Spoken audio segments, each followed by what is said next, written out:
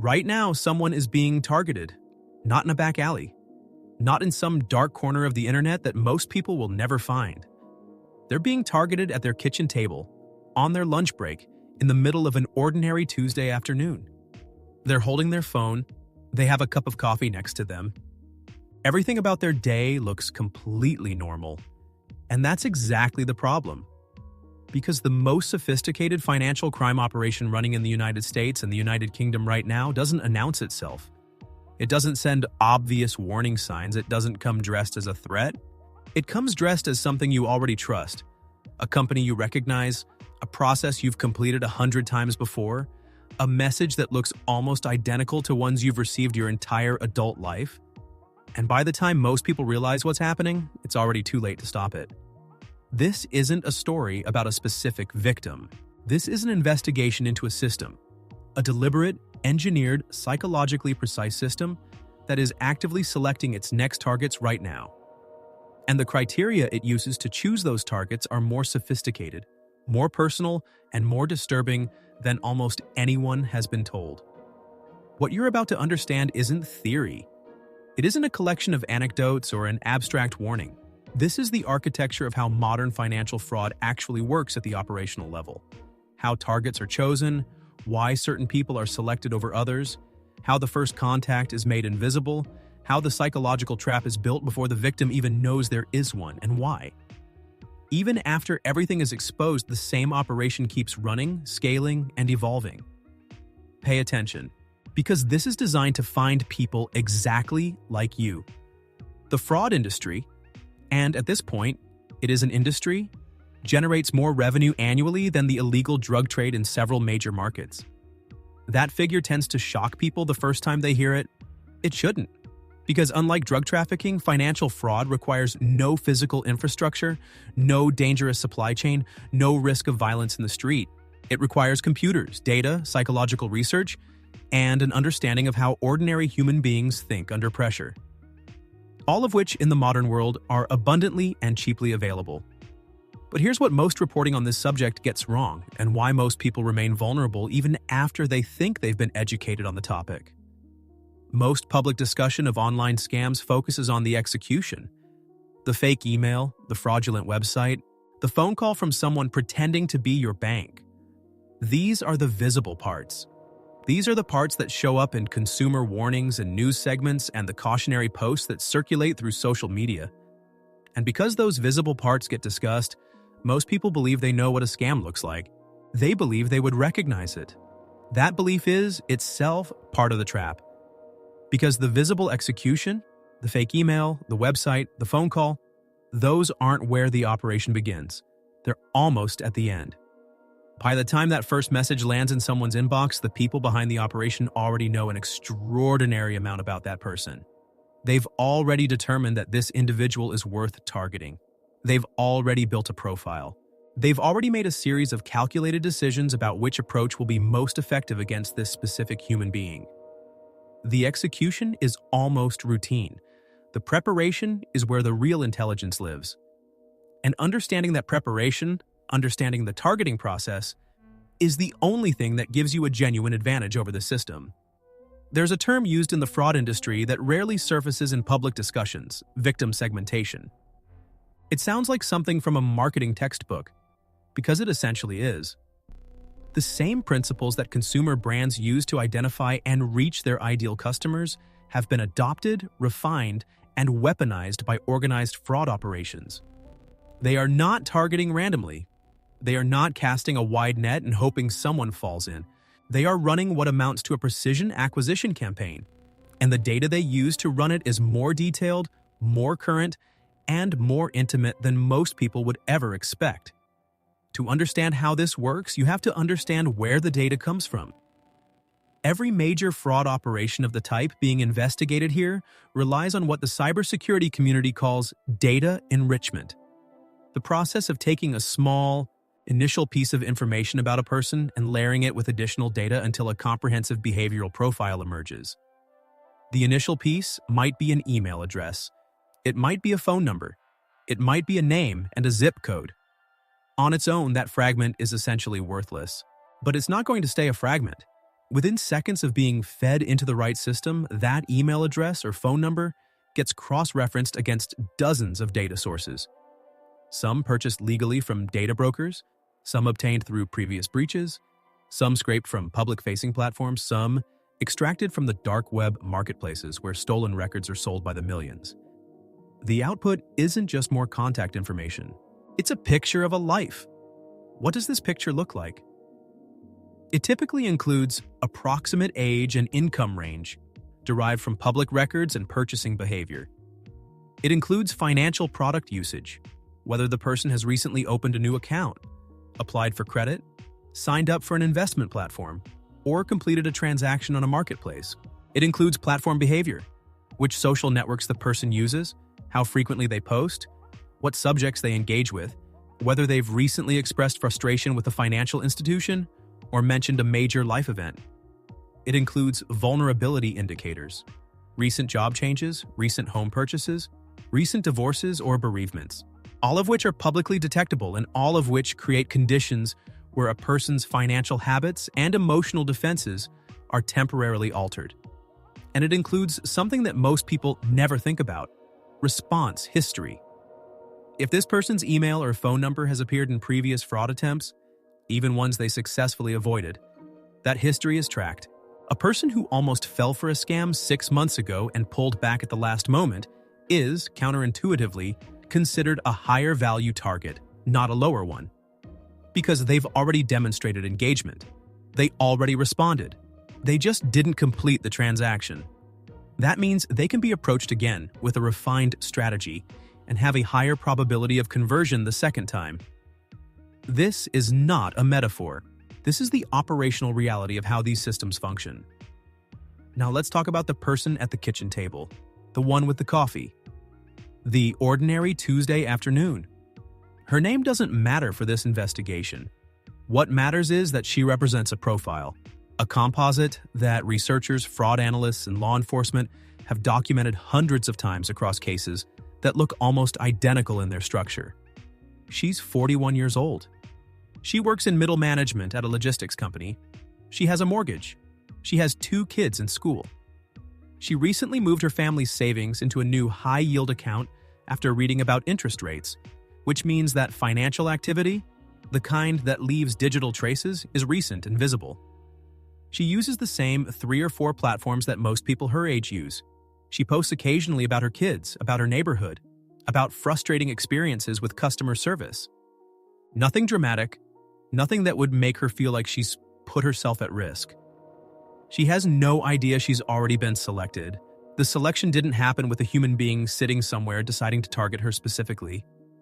This is important to understand because picturing a single criminal making individual choices is the wrong mental model. What actually happened is that her profile, assembled from data she never consciously provided to anyone, was run through a scoring algorithm. That algorithm assigned her a likelihood score based on dozens of variables: her apparent net worth bracket, her recent financial activity, her estimated responsiveness to certain types of communication, her geographic location, the time of day she's most likely to be online, the type of device she uses to check her accounts. She scored high, not because she's uniquely vulnerable, not because she made a mistake, but because the profile that emerged from aggregated data about her ordinary life happened to match the criteria that this particular fraud operation was targeting at this particular moment. She fit the parameters. So she was selected. And now the operation begins. The first contact almost never looks like the first contact. This is one of the most critical things to understand about how these operations function, because it completely undermines the mental framework most people use to protect themselves. Most people believe that a scam begins when they receive a suspicious message, a message that asks them to do something unusual, to provide information they wouldn't normally provide, to take an action that sets off some instinctive alarm. And they believe that if they simply refuse to engage with anything suspicious, they're protected. The problem is that the first contact in a modern, sophisticated fraud operation is specifically designed to not be suspicious. It's designed to be completely ordinary. Its purpose is not to extract anything. Its purpose is to establish one thing: that you will respond. In her case, it started with a survey, not a cold call, not a phishing email with a strange link. A survey, the kind that arrives periodically from companies you've done business with, asking about your experience, offering a small reward for your time. This particular one appeared to come from her bank. The logo was correct. The language was appropriate. The email address, at a glance, looked legitimate. She'd received surveys like this before. She clicked through, answered a few questions, and was told she'd receive a small credit as a thank you. She thought nothing of it. And that's exactly what was supposed to happen. What she'd actually just done was confirm 3 things to the people running this operation. Her email was active and monitored. She was willing to engage with communication she believed came from her bank. And she was the type of person who completed tasks like this rather than ignoring them. She was compliant. She was trusting. She was, in the language of the fraud industry, a converter. That information updated her profile score. And the second phase began. The gap between the first contact and the actual attempt is something that most victims, in retrospect, find deeply unsettling. Because when they look back at the sequence, they can't always identify exactly when things went wrong. Everything seemed to follow naturally from everything else. Each step felt like a continuation of something already in progress. There was no moment where they were clearly asked to do something they would never normally do. The ask, when it finally came, felt reasonable. Because by then, a context had been built around it that made it feel reasonable. This is what behavioral psychologists call a compliance ladder, and it is the central psychological mechanism in nearly every major fraud case of this type. You don't ask someone to hand over $1,000. You ask them to confirm their email address. Then you ask them to verify their account details. Then you ask them to complete a security check. Then you ask them to approve a small transfer to verify their identity. Each step is so small, so seemingly logical in the context of the one before it, that the aggregate distance traveled becomes invisible. She received a follow-up message 10 days after the survey, informing her that there had been unusual activity detected on her account. This is where most people's guard would go up, except that the message didn't ask her to do anything urgent or alarming. It told her that the activity had been flagged, and that her account was temporarily protected, and that she would receive a call from the bank's security team within the next 24 hours to confirm a few details. The call came exactly when it was predicted to come. The caller was professional, unhurried, and knowledgeable. He knew details about her account: her full name, her address, the approximate balance range in her checking account, the name of the branch she'd opened her account at years ago. These details had been compiled from the same data enrichment process that built her profile in the first place. To her, they were proof of legitimacy. If this person wasn't from her bank, how would they know any of this? This is where the architecture of the trap becomes visible. And it's worth slowing down here because this mechanism is the reason that even intelligent, well-educated, skeptical people fall into these operations. The human brain processes incoming information through a framework of prior experience. When something is consistent with what we've experienced before, we tend to extend trust to it. We don't run every interaction through a full security audit. We can't. The cognitive load would be paralyzing. We use shortcuts, pattern recognition, and contextual signals to make fast judgments about what's safe and what isn't. This isn't a flaw in human cognition. It's an evolutionary feature that works well in an environment where information is generally trustworthy. But it becomes a liability in an environment where someone has specifically invested in making false information feel consistent with your prior experience. The caller from the bank had invested in exactly that. He knew her account details. He knew her branch. He knew she'd recently moved money into a new account. A detail that felt especially significant because it was the kind of thing only her bank should know. He was unhurried, which signaled competence rather than desperation. He didn't ask for her password or her full card number. He specifically said he would never ask for those things, which was designed to position him as the trustworthy party telling her what a real bank employee would say. He asked her to confirm only partial details: the last 4 digits of her card, the approximate date she opened the account. Small pieces, reasonable requests. And then he explained the problem. There were transactions on her account that had been flagged by the bank's security system. 3 transactions over the past 2 weeks, totaling slightly under $2,000. They were small enough to have passed under her radar, but large enough to represent a real loss if they were fraudulent. He named the merchants involved, companies that sounded vaguely familiar, the kind of names that could plausibly have been vendors she'd forgotten about. He was sympathetic. He told her the bank took this very seriously. He told her that to stop any further unauthorized activity, her funds needed to be temporarily moved to a secured account while the investigation proceeded. A standard procedure, he said, that would protect her money for the duration of the review. And this is where something shifts in the story. Because at this point, several things that she would normally question didn't get questioned. She didn't ask why the bank couldn't simply freeze her account from their end. She didn't ask to call back on a number she looked up independently. She didn't take 20 minutes to think it over. She was operating inside a constructed reality, one in which the urgency was real, the authority was established, and the next logical step was to follow the instructions of the professional who was helping her. She authorized the transfer. What happened in the next 48 hours is the part of the story that law enforcement hears constantly, and that they consistently describe as one of the most difficult aspects of these cases: the period between when the victim complies and when they realize something is wrong. In her case, it was her daughter who noticed first. She mentioned the bank call at dinner, the way you'd mention any minor logistical event in your week. Her daughter, who was 23 and worked in marketing and had spent a lot of time around digital security discussions, went quiet in a way that immediately said something was wrong. She asked her mother for the phone number that the caller had used. She looked it up. It wasn't the bank. Her mother called the real bank that evening. The money was gone. Not all of it. The operation had, for reasons that would later become clear, taken a calculated amount rather than everything available, enough to be significant. Not so much that it would trigger immediate automatic fraud alerts from the platform before the transfer cleared. This was not a mistake. This was a calibrated decision made by people who understood exactly how the bank's internal detection systems worked and where the threshold sat. The bank's fraud team was sympathetic. They opened an investigation. They told her the recovery process could take weeks, possibly months, and could not guarantee the outcome. They told her she wasn't alone, that they were seeing a significant increase in this type of operation. They gave her a case number.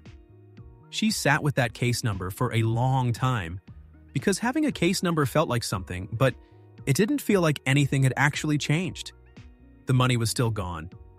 The people who took it were still operating, and somewhere, at that exact moment, the same sequence was probably beginning for someone else.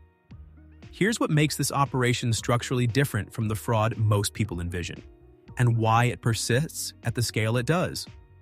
The fraud operation responsible for her case, and for thousands of documented cases with nearly identical fingerprints across the US and UK over the past 18 months, is not run by a handful of individuals operating ad hoc.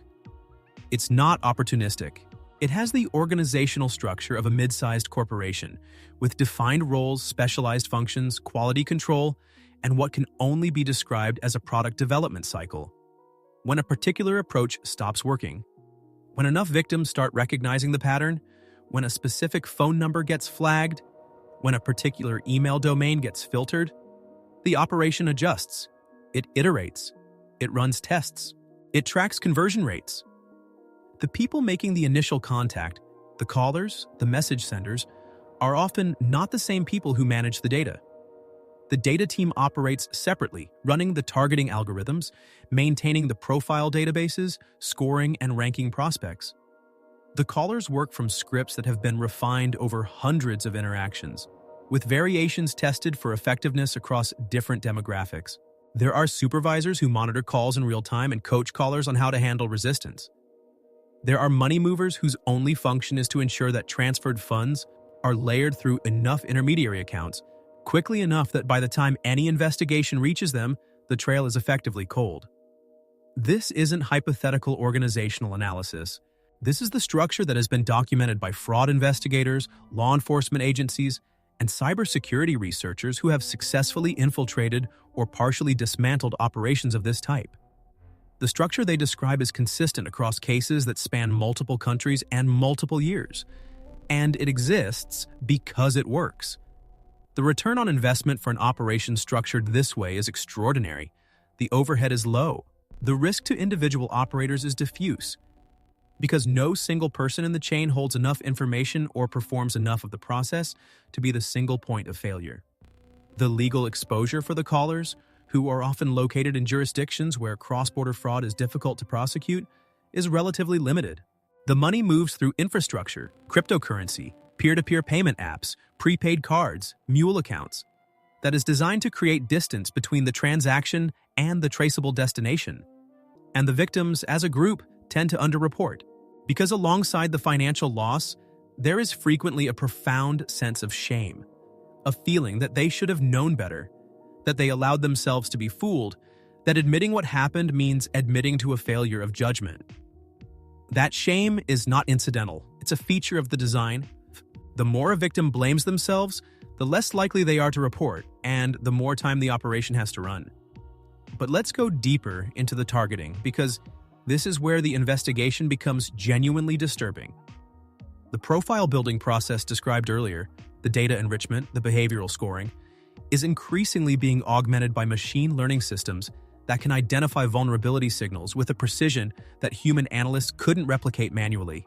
These systems don't just look at financial data, they look at behavioral patterns that correlate with elevated suggestibility under pressure. Research in behavioral economics and fraud psychology has identified a set of conditions that consistently make people more likely to comply with authority figures presenting urgent financial scenarios.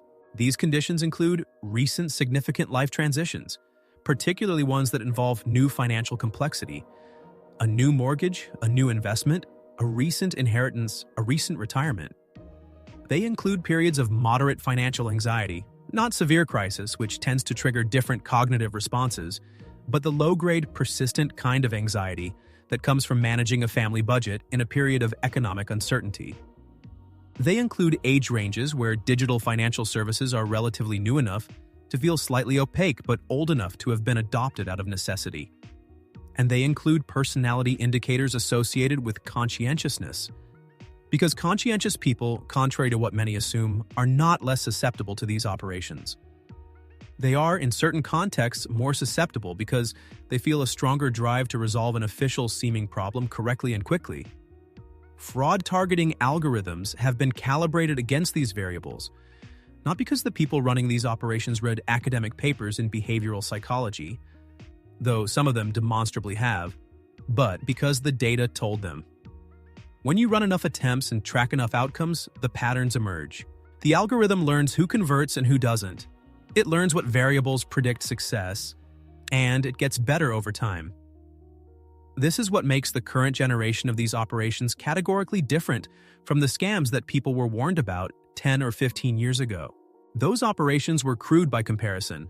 Mass emails with obvious errors, phone calls with heavy accents and implausible scenarios, requests for payment through methods that anyone with even basic fraud awareness would recognize as red flags. The people who ran them were counting on the law of large numbers.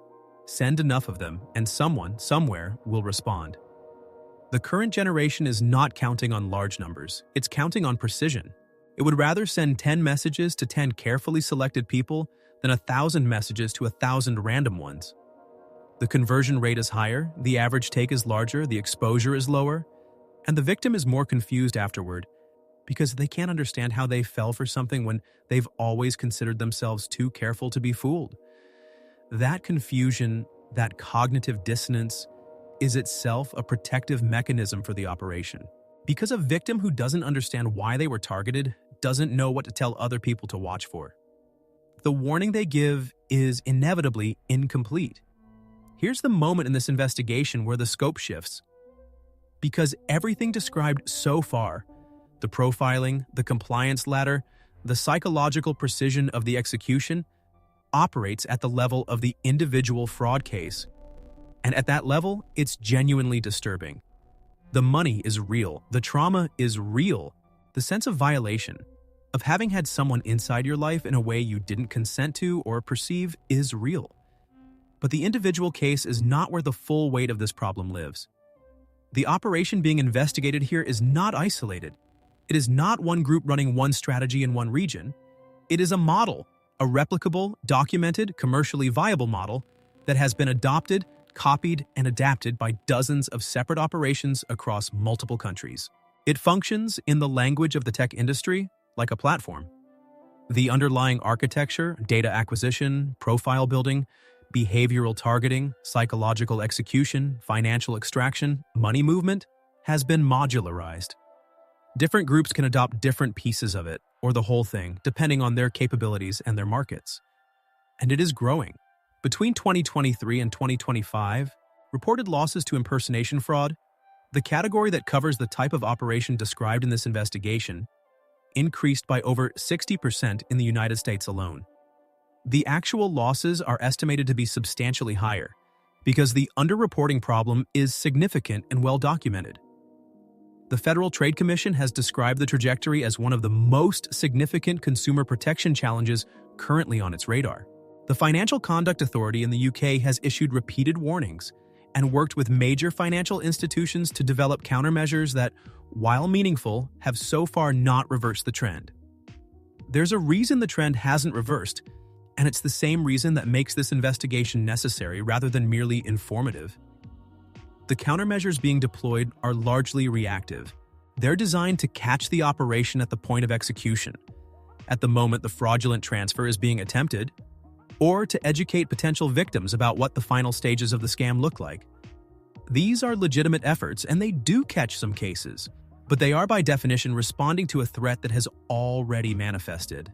They are not addressing the targeting process, the data infrastructure, or the psychological architecture that makes the execution possible in the first place.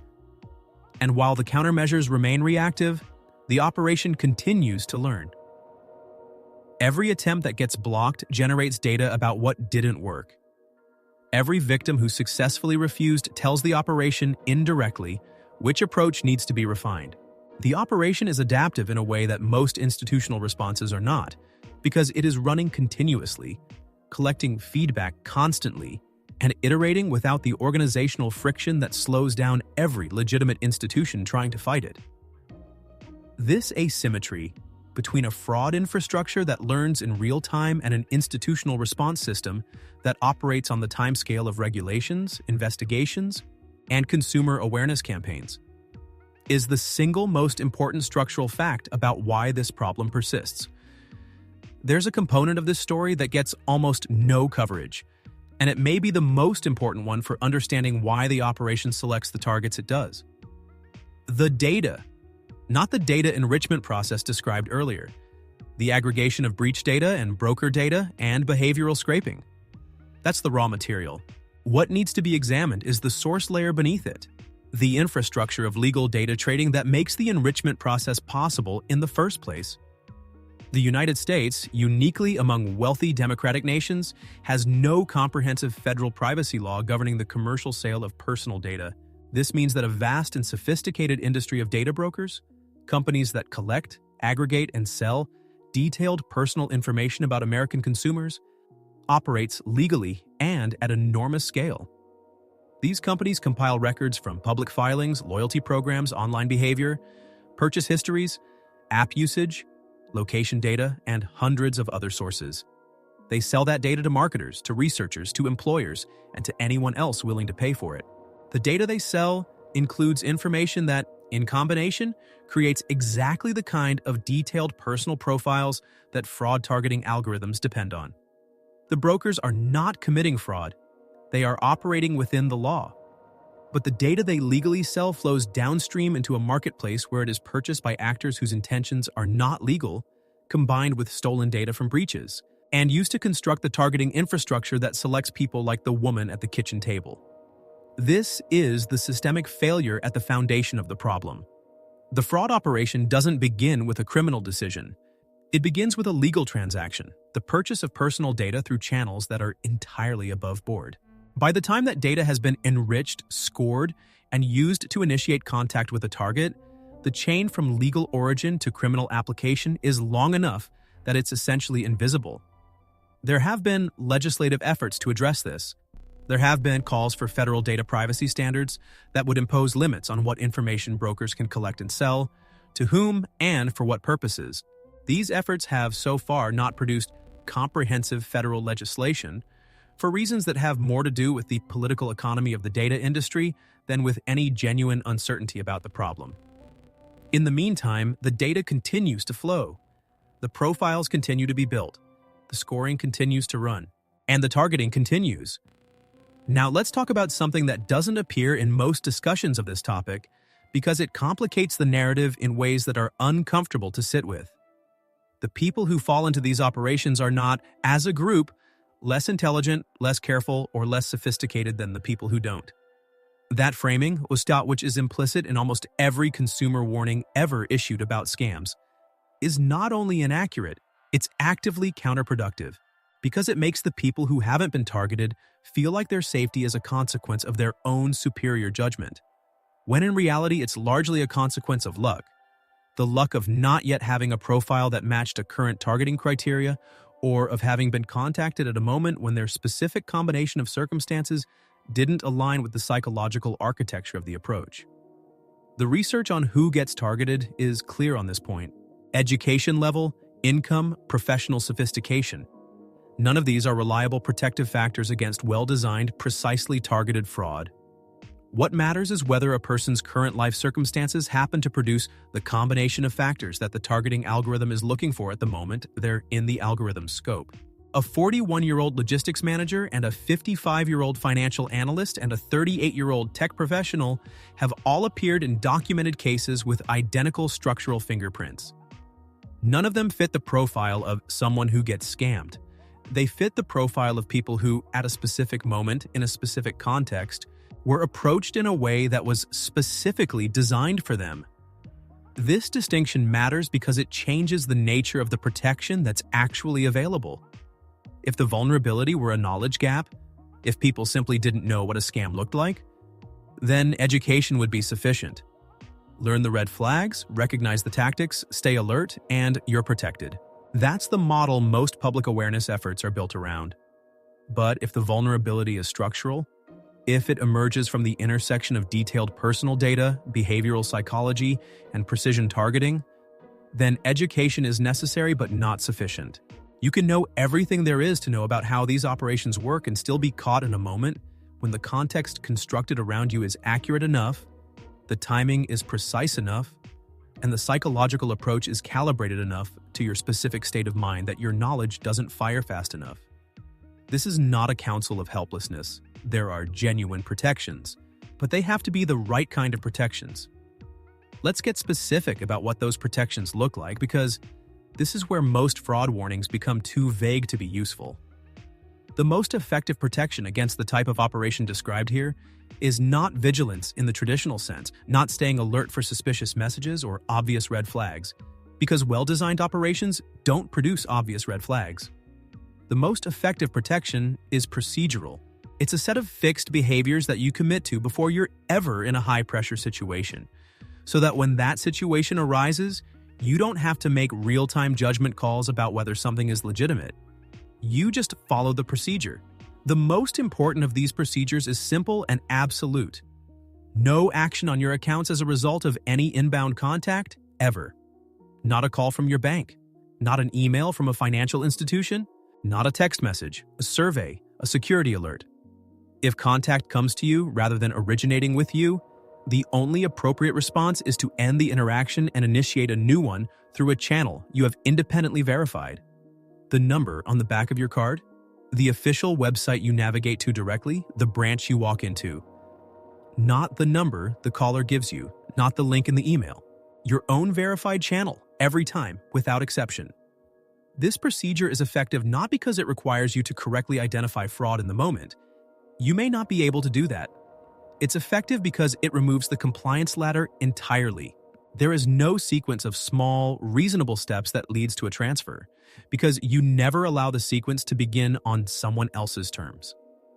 The second protection is equally simple: knowing what your bank will never ask for and treating any request for that information as an automatic disqualifier, regardless of how legitimate everything else seems. Your bank will never ask you to move money to a different account for security purposes. They will never ask you to confirm a transfer you didn't initiate as part of a security verification. They will never ask you to purchase gift cards or cryptocurrency to protect your funds. They will never ask you to stay on the line while you complete a transaction. These are not red flags. They are disqualifiers. Any single one of them ends the interaction immediately. The third is something more systemic but genuinely important: reducing your data exposure. This means periodically auditing what information is publicly available about you and taking active steps to remove your information from data broker databases. Several legitimate services now provide automated broker opt-out management, and manual requests to the major brokers directly are legally required to be honored in most U.S. states. This won't make you invisible to targeting algorithms. The breach data that feeds those systems is beyond your individual control. But reducing the richness of your available profile does meaningfully reduce your attractiveness as a target. Fraud operations, like any resource-constrained operation, prioritize the highest confidence targets. The less certain the algorithm is about you, the less you score. Here is where this investigation has to be honest about something that isn't comfortable to say. The protections described above are real. They are genuinely effective when applied consistently. But they are being placed on individuals in a situation where the structural conditions enabling the threat haven't been addressed. You are being asked to build your own defenses in a landscape where a legal industry is selling your personal data to anyone willing to pay for it, where there is no comprehensive federal framework governing how that data can be used, where the institutions most capable of disrupting these operations, financial regulators, law enforcement agencies, platform companies, are all operating with significant structural disadvantages relative to an adversary that adapts in real time. That's not a reason not to protect yourself. It's a reason to be clear-eyed about what individual protection can and can't accomplish. The fraud operation being investigated here isn't going to be dismantled by individual vigilance. It's going to be disrupted, if it's disrupted, by a combination of things that are mostly outside any individual's control. Changes to data broker regulation that reduce the quality of the targeting intelligence, improvements in real-time transaction monitoring that make the financial extraction harder to execute successfully, international law enforcement cooperation that raises the actual cost and risk to operators, and potentially platform liability frameworks that create incentives for the companies whose infrastructure these operations use to take more aggressive countermeasures. Some of those things are in progress, some of them are politically contested, some of them are moving slowly in the wrong direction. In the meantime, the operation runs, the data flows, the profiles are built, the scoring continues, and somewhere right now, today, this hour, the algorithm is running, and it is selecting the next target. The woman at the kitchen table got some of her money back. Not all of it, about 40%, after a process that took 4 months and required documentation that was exhausting to compile. Her bank was, she said later, genuinely helpful within the limits of what was possible. But the limits were real, and they were shaped by the same structural gaps that allowed the operation to succeed in the first place. She doesn't talk about it much, not because she's embarrassed exactly.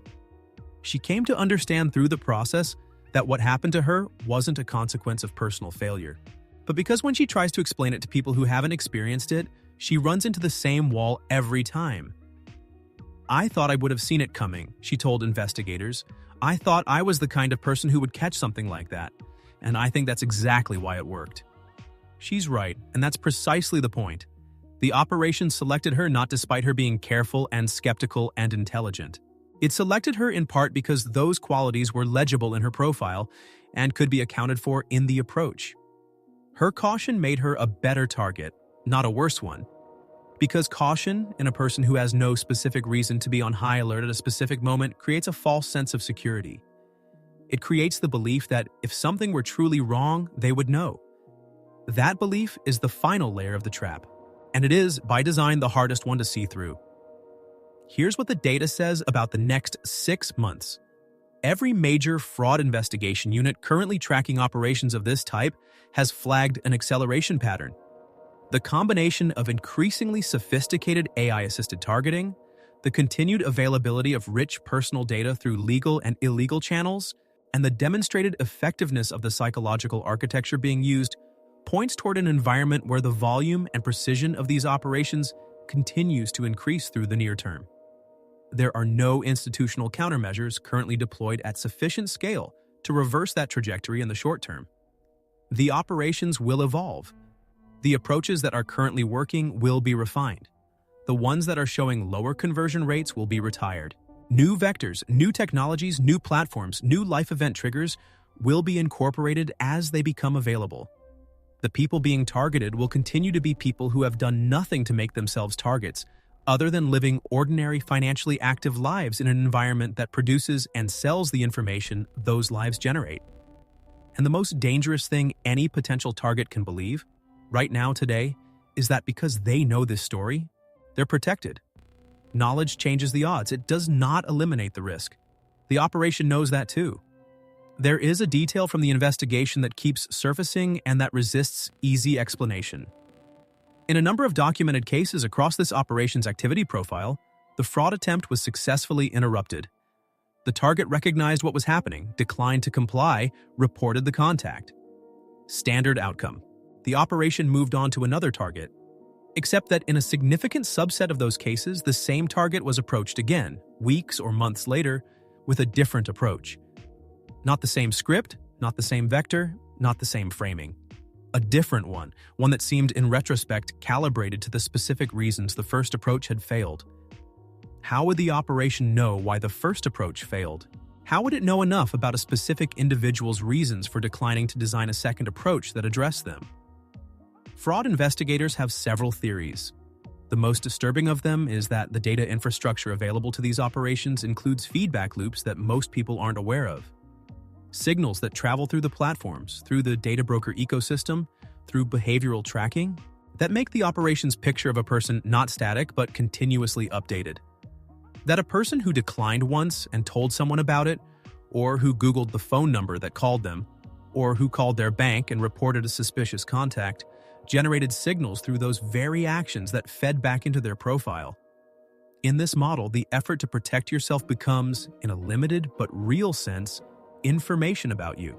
And the question of whether that information can be used against you, of whether being a careful, a proactive, fraud-aware person makes you a more valuable long-term prospect rather than a written-off one, does not yet have a definitive answer. It's a question worth sitting with. Because the answer matters, and the fact that we don't fully have it yet is, by itself, enough to know that this investigation isn't finished. It's not finished, and neither is the operation.